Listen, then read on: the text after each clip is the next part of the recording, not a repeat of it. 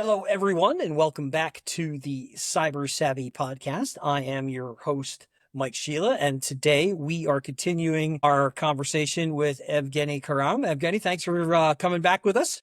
Thank you. Thank you. Definitely happy to come back. And I am very excited to talk about this book, Architecting Success. I am a book nerd. For those listening, I've read somewhere in the neighborhood of 300 books in the last 10 years, mostly around professional, personal development. Sales is certainly in there. Public speaking is certainly in there. Communication is certainly in there. We touched on the subject in the first segment, which is you have to be able to take technical concepts and explain them to non-technical people. And I'll take it a step farther by saying a non-technical person is anybody that doesn't eat, live, and breathe your world. That you have to be able to explain yourself. So tell me, when did you write the book? What was the inspiration for the book? And what has been the response so far? It's a loaded one, but I'll try to do it as quickly as possible. No, take your time. The book came out in August 2024. The inspiration came from several things. One, I work for a company called Horjavek Group. For any of you watching Shark Tank in the audience, Robert Horjavek. And I had this unique experience to work with hundreds of vendors. So for this almost 17 years in Horjavek Group, I heard so many pitches. I heard so many vendors. I was kind of collecting pitches. I was collecting demos. I was see what people doing. And the part that started annoying me quite a lot, it was going to be always a salesperson and a sales engineer. And the salesperson would say, "Hi, I am blah, blah, blah. Let me show you my presentation." And then the engineer will say, "And I'm blah, blah, blah. Let me show you my demo." And not so often people will ask, "Hey, Mr. Customer, we're here for half an hour. We can show you a demo. We can show you a presentation. We can talk about a solution." Guide us what's the best way to spend this time.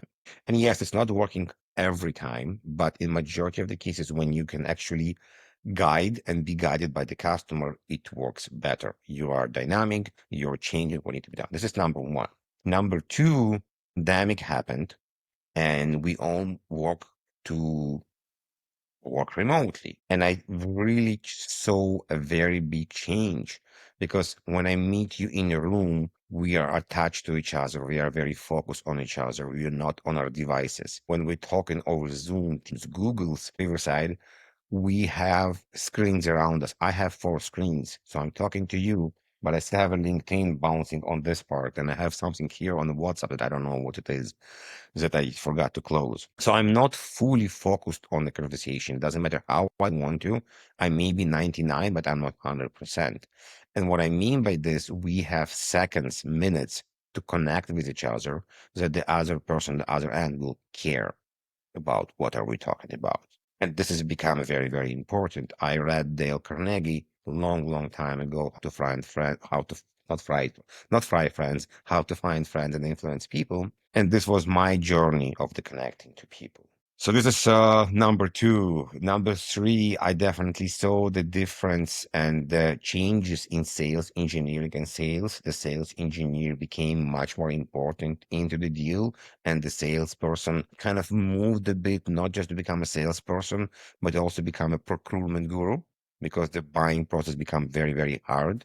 So they need to understand really how it's working. It was also another insight. And the last insight actually happened during writing the book, because I realized I'm describing a bit, and this is a hint probably for the next book as well, the journey of Evgeniy as a second-time immigrant who is definitely not perfect English, definitely not perfect accent, somebody that speaks very fast, afraid to open up and talk to big crowd of people. It took me a lot to understand what to do and how to work on myself. So definitely on the journey to help other people, immigrants and not immigrants, technology folks, to express themselves better and in the language people can understand. This is the idea came from. Took me 8 months to figure out what to do with the idea. I was chasing different publications until I realized it's a mistake, and I end up finding an editor in Montreal, not far from Toronto, and in 9 months we delivered the book. Wow,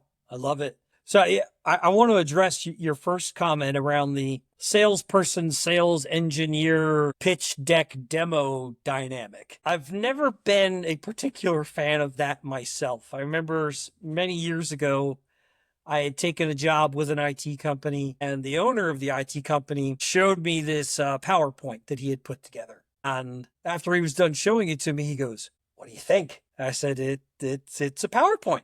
He goes, "I want you to use it." I said, "I will not." And he kind of looked at me like, "Why?" I said, "Tell me which slide in that deck speaks specifically to the needs of the client that I'm engaging at that moment." And he goes, "Oh, well, I just use it as a placeholder to know what I should be saying." And I said, "Well, I don't need that. I prefer to instead ask the questions of the person about their business because that gets them talking. And I learn more about their business that way." Now, where I do find value in something like a pitch deck is when we've intellectually agreed on both sides, there's value to me being a customer. Show me what being a customer looks like. So I used to have this deck that I had put together that would basically walk the client through. Here are the tools that you get. Here's why we implement them. And here's the value to you as the customer for this tool. So it was on a practical level, we're going to implement this tool. We implement this tool because it does A, B, and C. A, B, and C values you as a customer because of this. And that was our strategy, and it was successful. If I may, because you brought something very dear to my heart, and it's a chapter about this in the book. You mentioned, I Please. want the customer to talk. And I have a chapter in the book about questions. This is, for people that listening to us, this is not sales. This is consulting. This is conversation. This is almost everywhere. Even talking to your kids, not always working. They have a different ways, but still, sometimes. We have open questions and we have closed questions. And in many cases, we use closed-ended questions where we should use open-ended questions. I don't like the typical assessments, for example, in cyber.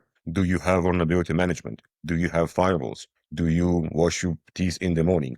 Yes, no, it doesn't really help me besides check, check, check.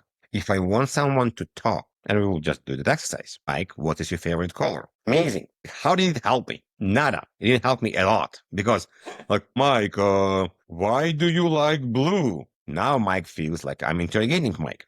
Okay. Versus, hey, Mike, what's your favorite color and why?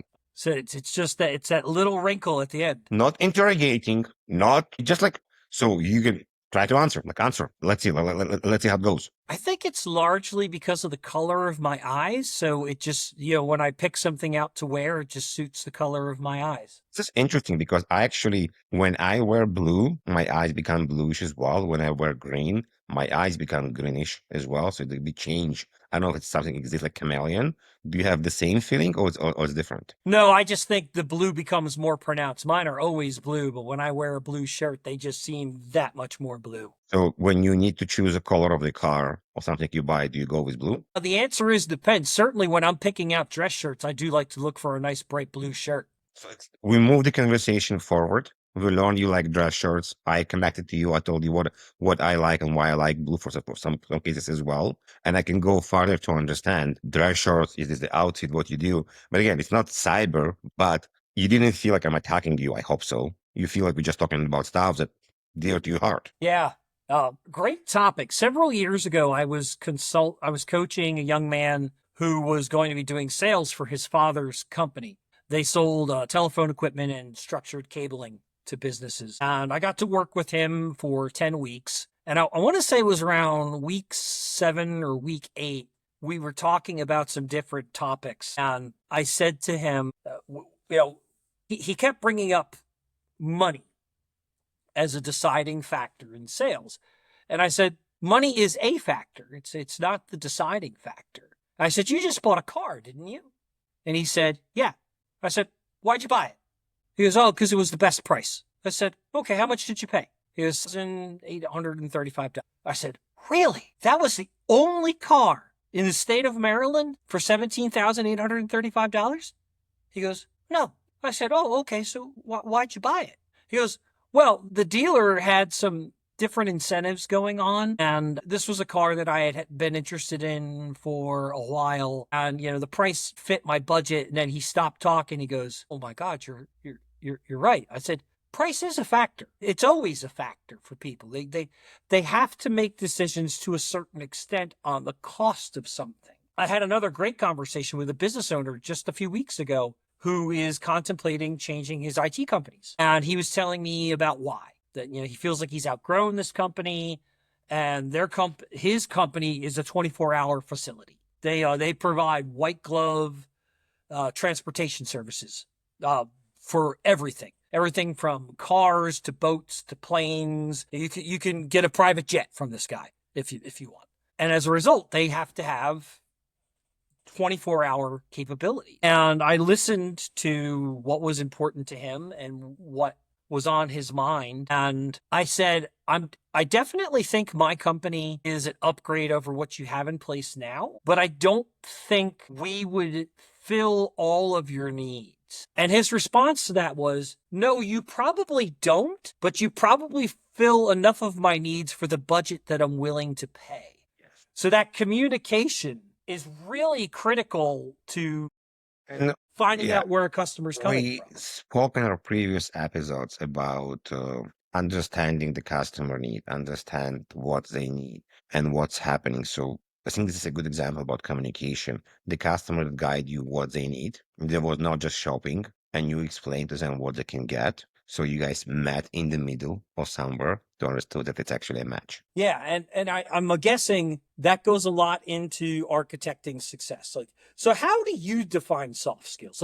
Let's because that's a It's a term that very gets wide thrown term. around a lot. Yes, yes. Yeah, And it gets thrown around a lot today. some people don't like the term. Some people say it should be human skills. I slightly disagree, and I like the soft skills, and I'll explain and I will defend my point. So first of all, there's soft skills, and soft skills are opposite than hard skills.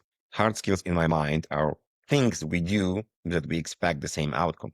Mathematics, chemistry, programming, we do something and we expect the same outcome. Soft skills is things that are very, very dynamic.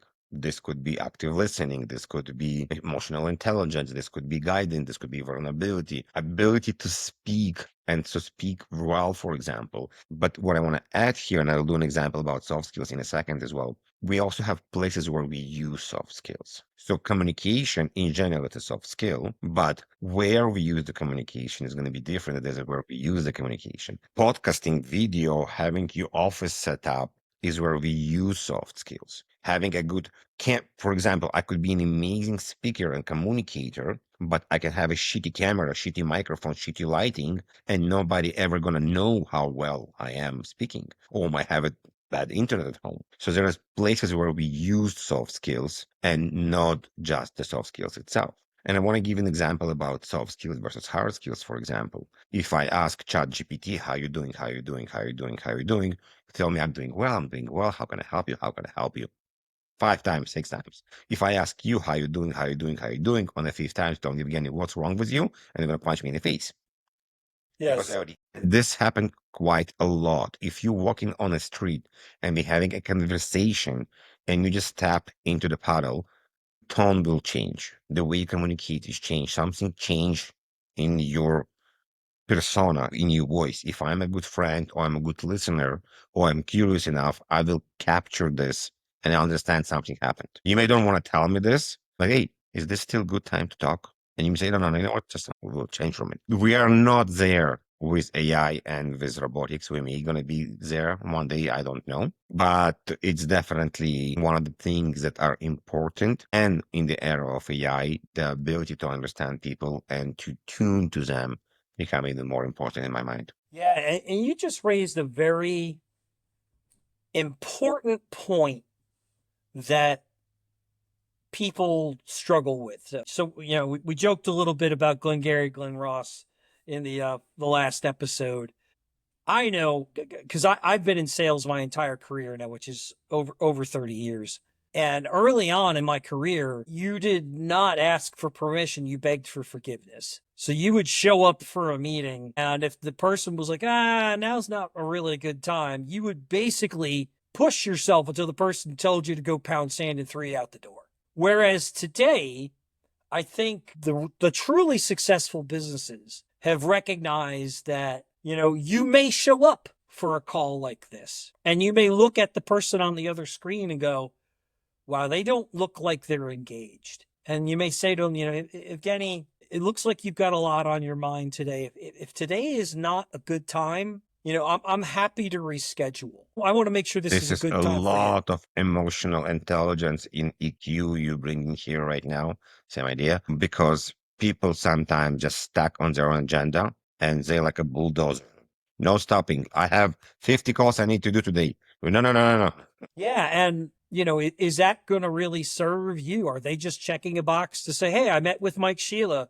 Yeah, but was I really actually able to help you? Or were you worried about, "Hey, that next call in 20 minutes, I got to have ABCXYZ prepared." Yes, it is. And I also talk in the book and just myself as well that in many cases you want to get to a no as fast as possible if the customers don't want to buy because you're saving their time and your time. Two, in some cases, the customer just here for educational purposes, and it's fine. It's Hmm. okay. Acknowledge this, spend the time because the word is around. You're gonna come back to them, or they will respect that you didn't drop them because is not a prospect right now. Ask, if you can come back in a few months when it's gonna be appropriate. And guess what? In many cases, people change jobs, and you're gonna see them again, and they'll remember you that you made them feel good and that you respected their time and you did the educational part. Yeah, any decision maker that is willing to give me their time when they know they're not in the market, that's sales gold.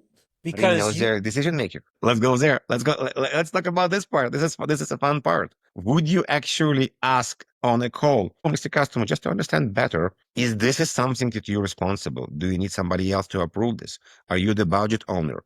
It's a lot of vulnerability on a salesperson to ask this question because like, why do you ask me this? It's in Israel we call it chutzpah. Like you kind of, but you can do it nicely. You can ask them in a way they're respectful to them, but it's important to get. Yeah, one of my favorite ways to address that is, who else would be involved in this decision on your end? Typically, when I talk to the owner of a company, they like to consult along with their finance person as well as their operations person. Would you want to do the same? You're not asking them directly. You're asking them in a way they can go back, and it's another way to do it, 100%.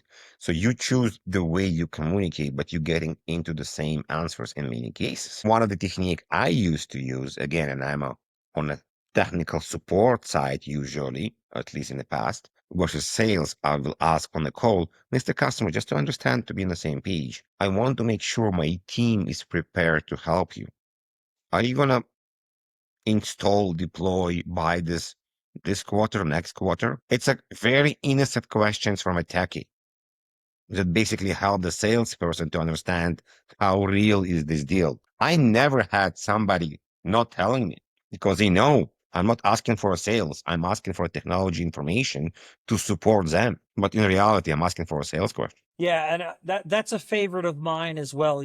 When is this a priority for you? Is this a priority in quarter two, quarter three, quarter four?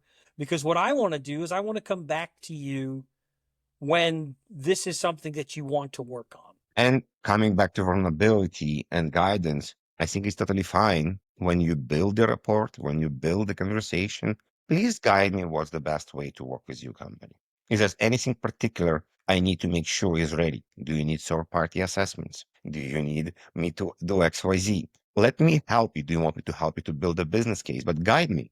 Tell me what needs to be done. And it's also qualifying questions because the last things you want to do is to start a POC or POV and nobody gonna touch it. Yeah, one of my favorite books ever is called The Challenger Customer, and it talks about the dynamic that there are 5.6 people involved in a business decision, depending on the size of the company. And some of those people are skeptics, some of those people are advocates, Huh? some of those people are time wasters. Some of those people are simply enablers. They're the yes men. And the more you can understand who you're talking to at this moment and where they fit into the conversation, the better the likelihood that you can help the customer. Yeah, I agree. There's so many different interesting parts in the communication level, but I also want to touch base on one part in the book that was a bit of a surprise to me when I was writing this because I was not going there. And it came out of the writing of the book. And it's a burnout. We talk about burnout quite a lot. But in sales, and not just in sales, we are so dedicated and we're so focused on the task we need to do. Like, oh, I'm gonna do 10 calls, 12 calls, 20 calls a day, but we're not always present on this call. So what happened if Evgeny, Mike, doing 4 calls, and on the fifth call, somebody kind of slam us against the wall? You have a very bad call. How do you come back full of energy, full of enthusiasm on the call number 6? Yeah, it's How a do you great question. recharge your battery so quickly? It's not easy, but there's techniques, there's a way to do it. This is a self-awareness that you need to understand that this has happened, because part of the problem people don't understand, oh, I actually burn out. They're not doing a self-check. They're not helping themselves because you want to be in your best form to do the work you need to do. As I mentioned before, you have a great voice, you're a good communicator, but the tools you use around you are not helping to shine the light on you. Yeah. Well, Evgeny, this has been a great conversation. I got my copy off of Thank Amazon. you. Where else can people go to find your book, or is Amazon the place to be? Amazon. So there is the audio version right now, starting from December. There is the printed version. There's a Kindle version. I have a website as well, softskillstech.ca or softskillstech.com, where I have more information about the book, and I have information about like blogs and a podcast right now about communication and sales as well. Wonderful, wonderful, wonderful. Well, Evgeny Kharam, thank you so much for joining us again on the Cyber Savvy podcast. And to our listening audience, we hope you have enjoyed this episode. We took a slight step away from our normal cyber conversation, but still kept the cyber nerd in it. So thank you for listening. Remember that today's podcast is powered by DTC. To learn more, go to www.dtctoday.com. And remember, at DTC, we make IT work. Thanks for tuning in.